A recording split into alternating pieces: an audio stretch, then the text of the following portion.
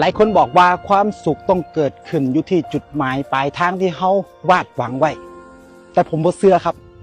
ผมเชื่อว่าความสุขมันเกิดขึ้นระหว่างการเดินทางมันบ่แม่นความสุขที่เกิดขึ้นเฉพาะจุดหมายปลายทางที่เฮาสิไประหว่างเฮาเดินทางต่างหากพี่น้องชีวิตก็คือกัน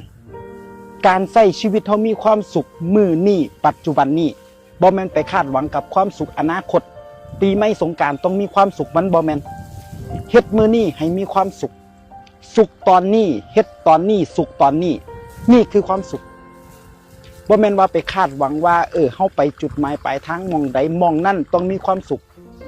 บ่มีหยังการันตีพี่น้องว่าข้างหน้ามันสิเป็นจังไดชีวิตเฮาก็คือกัน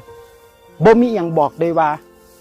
เฮาสิยังมีชีวิตอยู่บ่ระหว่างการเดินทางเฮาสิมีความสุขบ่กับจุดหมายปลายทางทุกสิ่งทุกอย่างมันเปลี่ยนไปได้เสมอเวลาเปลี่ยนคนเปลี่ยน